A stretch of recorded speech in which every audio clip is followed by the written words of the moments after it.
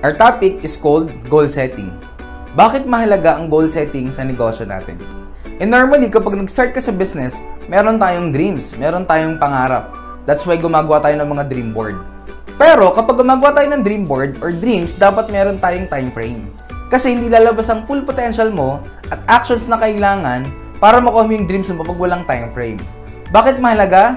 Number 1, nagbibigay ito ng direction sa negosyo mo. Kapag walang direction yung negosyo mo, walang patutunguhan, it's like a driving your car pero hindi mo alam kung saan ka pupunta.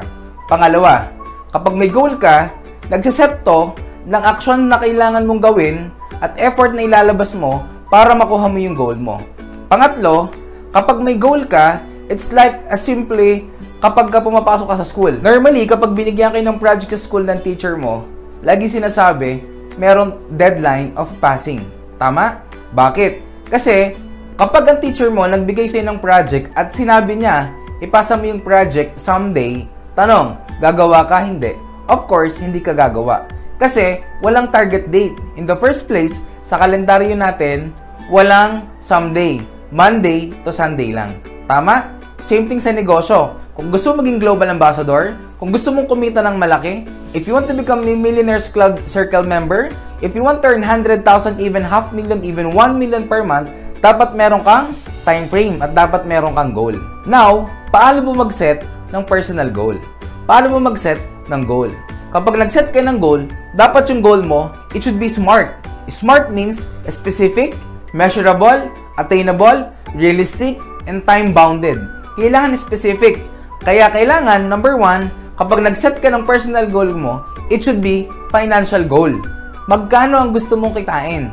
How much you want to earn in 1 month, in 1 year, even for the next 5 years. Kapag nag-set ka ng financial goal, kailangan in terms of numbers.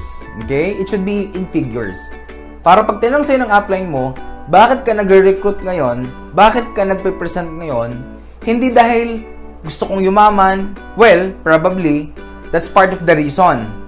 Hindi po pwede sabihin na kaya ako nagre-recruit kasi sabi ng upline ko, kasi networking, kailangan mag-recruit. No. Dapat, yung activity na ginagawa mo, dapat connected to sa financial goal mo, probably every month, every year. Example, you want to earn 15,000 pesos in 1 month.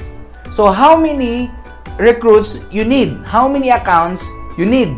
If 15,000 per month, you need to recruit 10 on the left, 10 on the right. So, it would be paired, it would be 15,000. Now, it means when you're doing certain action and you're doing certain activity, it is connected with your financial goal. Pangalawa, kapag nag-set ka ng goal, you have to be disciplined. You have to be responsible. You know what? Kapag nag-set ka ng goal sa sarili mo, ang daming temptations. Particularly if you're doing online marketing, ang daming temptation para hindi ka maging productive. Akala mo, nag-online ka pa, pero hindi mo alam. You're watching certain videos na hindi naman connected sa negosyo mo. Mas marami pang time ang ginagawa mo sa Facebook nang hindi connected sa goal mo. Kaya maraming temptation. So, kailangan maging discipline, maging responsible. Minsan, kahit, late at night, you have to wake up, kahit na madaling araw na, kailangan mo pang gumising kasi meron kang ka-Skype or ka-chat from Nigeria or even from ibang bansa na baliktad yung time zone mo. So, number 2, you have to be responsible. Third step, sa pag-set ng financial goal, kapag na-hit mo ang goal mo in 1 month or even 3 months, it's up to you. Don't forget to reward yourself. Kailangan, i-reward mo yung sarili mo for the effort na binigay mo. Kailangan i-appreciate mo sa sarili mo yung effort na binigay mo. Do not deprive yourself from rewards. Kasi, kapag na-reward mo sa sarili mo, nakikita mo yung value ng effort na ginawa mo. At the end of the day, kapag na-reward mo yung sarili mo, yung feeling of satisfaction, feeling of being fulfilled, mas magiging, productive ka next month. Kaya wag na wag mo kakalimutan, i-reward yung sarili mo. There are 3 things na kailangan mo consider sa goal setting. Okay? So, number 1, may tinatawag tayo na long-term goal. Number 2, may tinatawag na tayo na short-term goal. And number 3, mayroon na tinatawag na activities. Pag sinabing long-term goal, these are normally goals na medyo malayo pa. Well, it could be 1 year, it could be 10 years, it could be 5 years. It depends sa panyo kung paano mo siya treat as a long-term goal. Pangalawa, short-term goal. Yung short-term goal mo, kailangan connected ito sa long-term goal mo. Example, kung ang long-term goal mo in 1 year, kumita ka or magkaroon ka ng savings na 120,000 pesos, ang short-term goal mo is magkaroon ng savings na 10,000 pesos per month.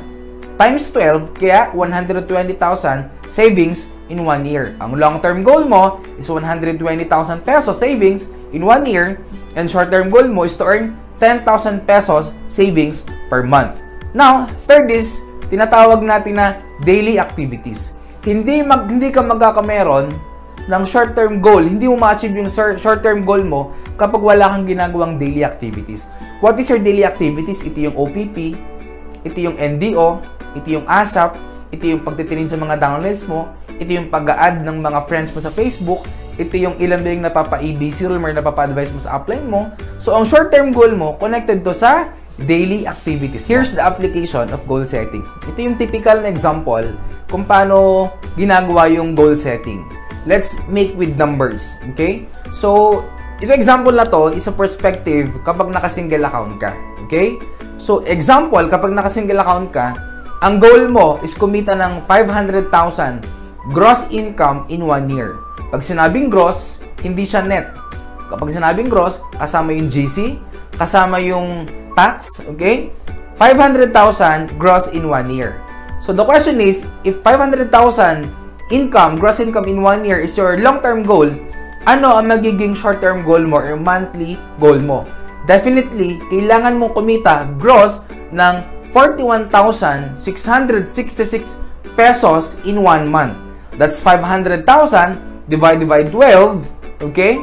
So, lalabas yung 41,666. Kung ang goal mo is kumita gross income of 41,666 in 1 month divided by 1,500 or 1.5 dun sa match sales bonus natin. Therefore, ang goal mo is magkameron ng 28 pairs. Ibig sabihin, 28 sa left, 28 sa right. Ibig sabihin, 28 pairs para ma-downgrade natin in 2 weeks. So, 28 pairs divided by 4, ang lalabas dyan, you have to have 7 pairs per week. Ibig sabihin, 7 sa left, 7 sa right. So, more or less, ibig sabihin, 7 times 2, you have to have 14 pay-ins per week. If 14 pay-ins divided by 7 para makuha natin yung daily. So, you have to have 2 pay-ins daily. So, more or less, kung dalawang pay ng goal mo every day, ilang OPP ang kailangan mong i-conduct. Lagay natin sa ratio na 10:2. Out of 10 na OPP mo, 8 hindi sumasali, 2 sumasali. Therefore, you have to have 10 OPPs every day. Yung set naman na ito yung goal setting kapag naka 7 heads ka. Ang laking advantage actually pag naka 7 heads ka. Well, for me, lagi nating sinasabi, kung gagawin mo lang din ang business, don't let yourself na single account lang. I-goal mo na maka 7 heads ka. Kung isang bagsak na 7 heads, mas maganda. Bakit? Even sa goal setting, even sa production ng 7 heads, sobrang laki ng pinagkaiba. Assuming, same thing, let's say ang goal kapag naka 7 heads ka, kumita rin ng 500,000 gross income in 1 year. More or less, kung 500,000 income, gross income in 1 year, how many pay-ins ang kailangan? Well, as we computed, ang goal mo is at least makakuha ng 8 na magti-3 heads lang. Or, kung i-disintegrate natin, 8 times 3, that's 24 pay-ins per month. You need to have at least 24 pay-ins per month. Take note, hindi na pair, pay-ins. So, 24 pay-ins divided by 4, that is 6 pay-ins per week. And 6 pay-ins per week divided by 7, that's approximately 1 pay-in per day. So, ang ratio, kung 20% is 10:2 or 5:1, you need to have at least 5 OPPs every day para magkameron ng isang pay-in every day. And guess what? Ang result niyan, more than pa sa goal mo na 500,000. As we computed, that is exactly 648,000 pesos to gross income in 1 year. Kung matagal ka na namang member at ngayon mo lang na-realize itong goal setting at meron ka ng downline, it means meron ka ng waiting points. Now, iba naman ang goal setting kapag meron ka ng waiting points. Ngayon, ang pinakamaganda, mag-consult ka sa upline mo kung paano maging structure ng goal setting mo or structure ng activities mo kapag meron ka ng strong leg. So guys, I hope yung goal ninyo, makuha ninyo, and I hope and I pray that this year will be the year na makukuha mo na ang mga pangarap mo dito sa AIM Global. God bless, more power, and AIM World!